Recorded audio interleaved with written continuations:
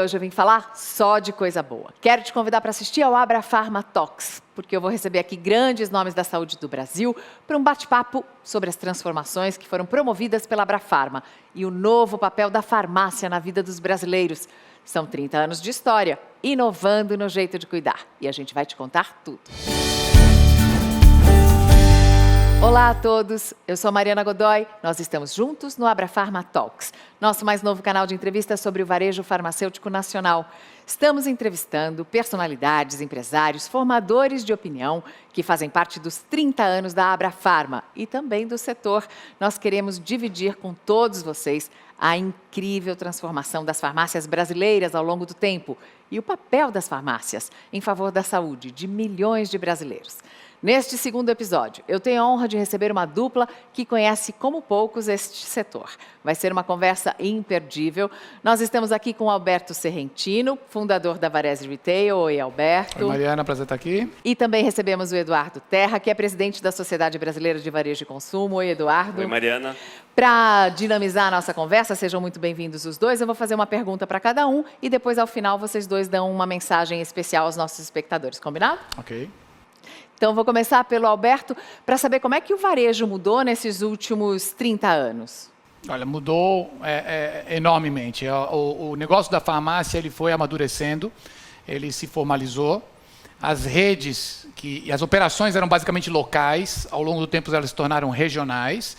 E nos últimos anos elas se tornaram nacionais, principalmente as grandes redes, romperam fronteiras, né? Surgiram as novas categorias que foram enriquecendo o sortimento e a oferta das farmácias. Então, farmácia era essencialmente um ponto de venda de medicamentos. Ao longo do tempo ele se tornou um espaço de beleza, saúde, bem-estar. Mais recentemente, serviços, que vem ganhando uma relevância importante. As farmácias ganharam uma enorme capilaridade no território brasileiro. Hoje, efetivamente, se nós olharmos as características do varejo em vários setores, o varejo talvez mais próximo do cliente é efetivamente o varejo farma, e principalmente as grandes redes, elas foram criando uma realidade de ocupação territorial nas médias e grandes cidades brasileiras, dominando boa parte do mercado e ampliando o seu ramo de atuação. Mais recentemente, tivemos o fenômeno da aceleração digital, que vem agora começando a levar a farmácia ainda mais próxima e mais conveniente para os clientes. É sobre isso que a gente vai falar. A gente vai falar também sobre o futuro do ramo, do varejo farmacêutico, né? Daqui a pouquinho. Guarda essa mensagem especial para o nosso final. Eduardo, qual foi a maior conquista do setor, na sua opinião, nesses últimos anos? Durante toda essa transformação, o que foi que de mais importante aconteceu? Mariana, acho que sem dúvida foi o protagonismo que a farmácia passou a ter na saúde brasileira. Eu acho que a gente, historicamente, sempre olhou a farmácia, né, como parte importante, né, do nosso ecossistema social, mas mais recentemente, isso acho que a gente tem que falar muito da Abrafarma, né? A Abrafarma lutou por isso e hoje a gente vê a farmácia como parte importante do nosso sistema de saúde, né? Como parte importante do que é a saúde do brasileiro. E você destaca o quê? A possibilidade de aplicar uma vacina, Exatamente. Por exemplo, numa farmácia? A gente ainda imaginava lá atrás a farmácia sempre como um polo apenas de medicamentos, higiene pessoal, cosméticos, mas mais recentemente a farmácia como um hub de saúde, né? Como vacinas, como testes, mais recentemente, vem ganhando relevância. Eu acho que isso vai evoluir cada vez mais, aquela farmácia que está próxima da nossa casa, complementando naturalmente outros elementos do ecossistema de saúde brasileiro. Vocês dois conhecem muito do varejo, vocês dois conduzem sempre missões internacionais, inclusive para a própria Abrafarma. O que é que vocês vêm percebendo ao longo do tempo, nessas voltas pelo mundo? O que é que mais se destaca em se tratando, por exemplo, Alberto, da inovação no varejo? Então, o mercado farmacêutico ele é um pouco atípico dentro do cenário de varejo, porque ele tem um aspecto regulatório muito relevante. Então, não é um varejo que se desenvolve simplesmente pela competição, porque cada país tem um ambiente regulatório diferente que permite fazer determinadas coisas, outras não. Então, por exemplo, existem países que permitem as redes de farmácia como nós temos no Brasil, e as maiores associadas à Abrafarma. Existem países que não permitem redes de farmácia, cada farmácia tem que ser propriedade de um farmacêutico.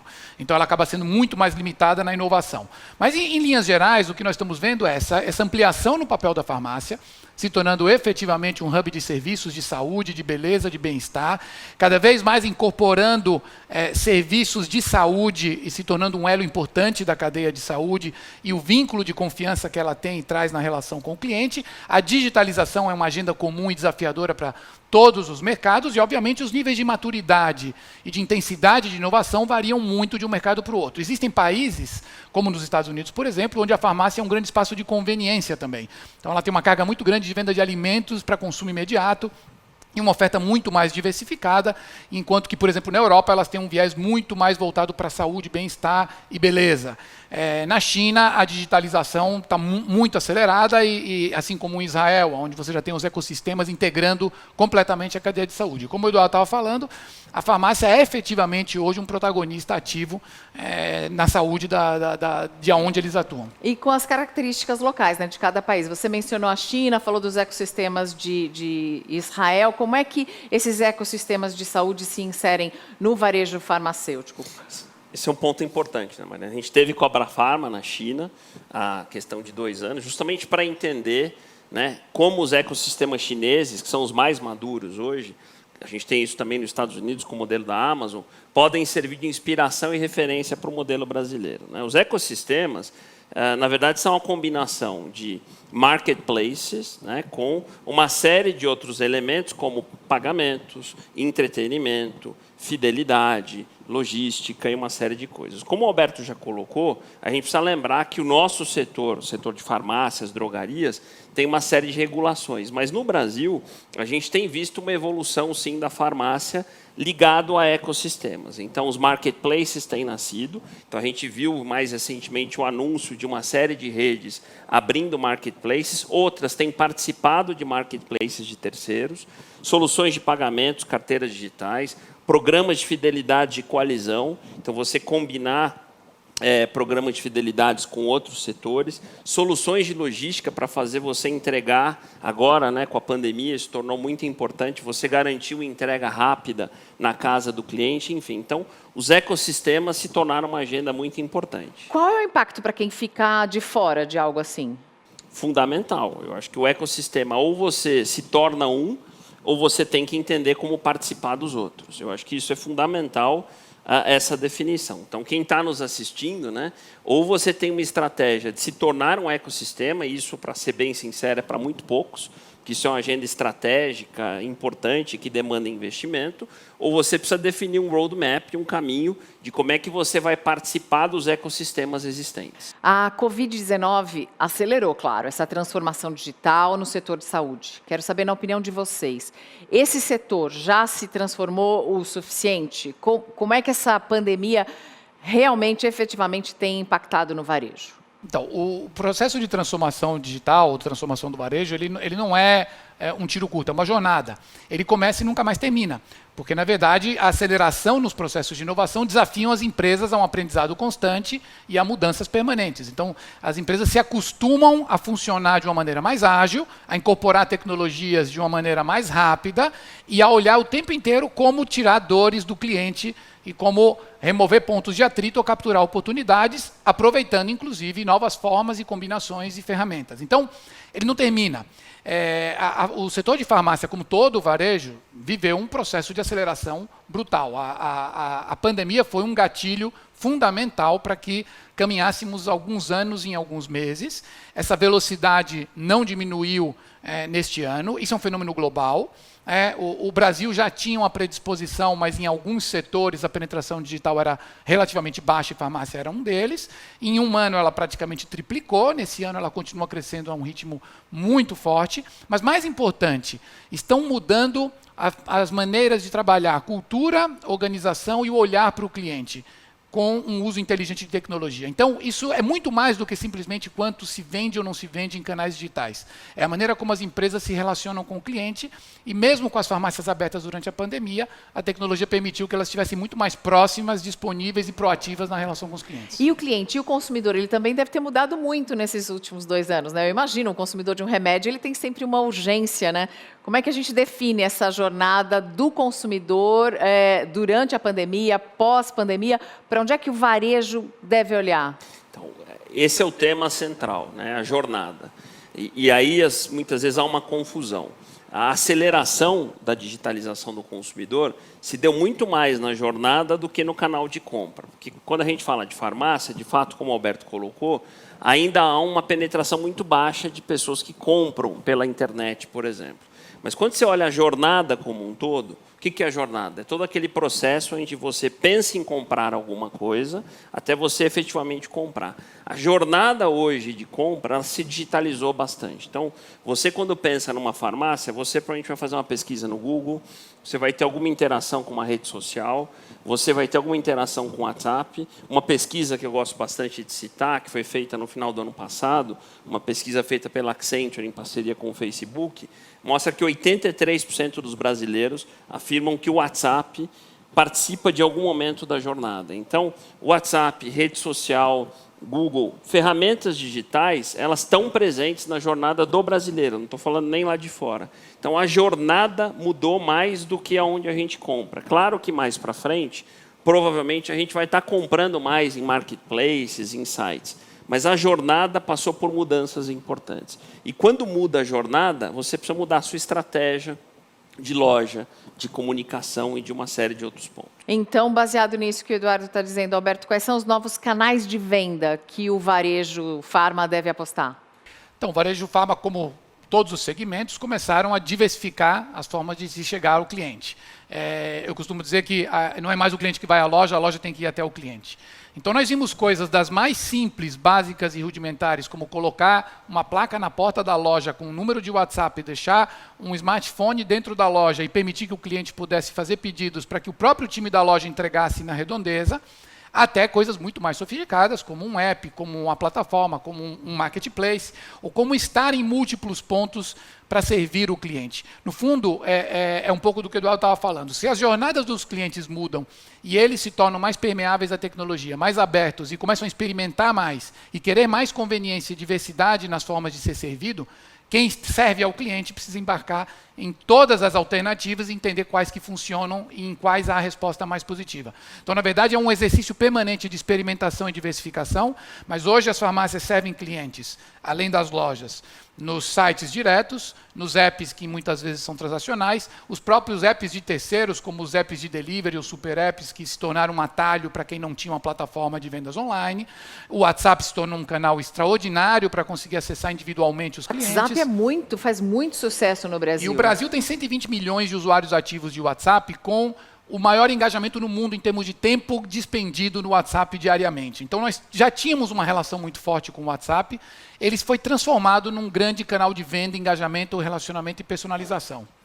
É impressionante, né? Só que, é claro, exige uma adaptação para mudar do ambiente, né? Sair do ambiente de trás do balcão e ir para esse ambiente virtual. E é uma jornada, como vocês disseram mesmo, que aconteceu muito rapidamente. A gente está aqui comemorando 30 anos de evolução do varejo farma. Agora eu quero saber sobre os próximos 30 anos. A loja física, aquela que tem o balcão, ela vai continuar tendo relevância? Eu sou uma pessoa que gosta de passear pelos corredores, hein? Essa talvez seja uma das perguntas mais importantes.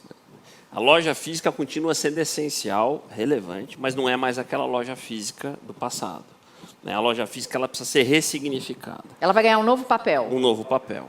Ela precisa ser mais digital, ela precisa ser repensada no seu time de colaboradores. Então, o farmacêutico, o atendente, o gerente, eles precisam ser retreinados, ressignificados, né, com essas ferramentas todas digitais. Os indicadores, as metas precisam ser repensadas, a loja precisa se tornar mais ativa e, principalmente, integrada com todos esses canais que a gente acabou de colocar. Então, a loja vai continuar sendo relevante, ela é um hub logístico para os canais digitais. Muito das entregas que a gente usa para fazer nos canais digitais são feitos a partir da loja, mas ela continua sendo super relevante. Ótimo. A sua opinião? Então, além disso, né, o que você estava mencionando é super importante. As pessoas gostam de ir em loja. Então, existem jornadas, missões de compras, que são de extrema conveniência. Você quer praticidade, velocidade e resolver um problema. Existem jornadas de compra que são de exploração, que são de degustação, que são de contato humano, que são de descoberta. Então, a loja se presta a muitas coisas além de resolver problemas pontuais. Então, por exemplo, as farmácias cresceram muito na oferta de beleza, cosméticos, dermocosméticos, maquiagem.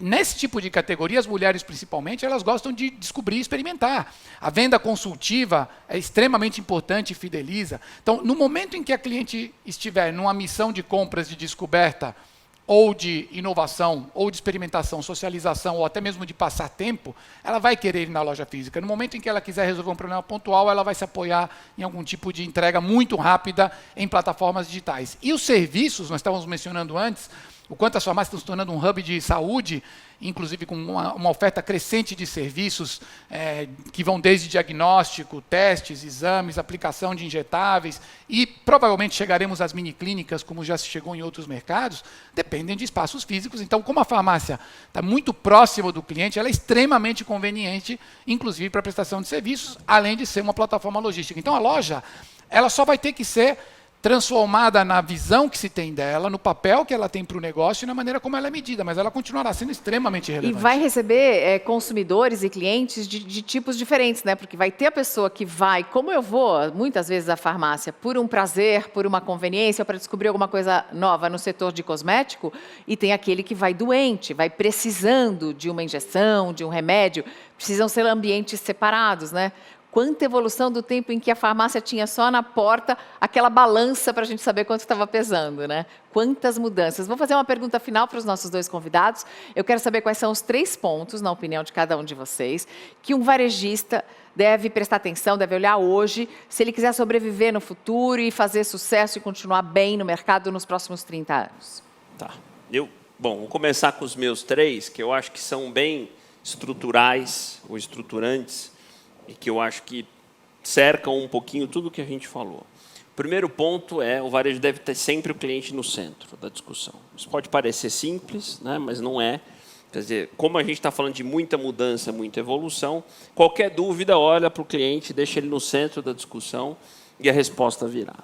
Segunda questão é muitos dados. Invista em dados. Né? Dados vencem sempre a opinião.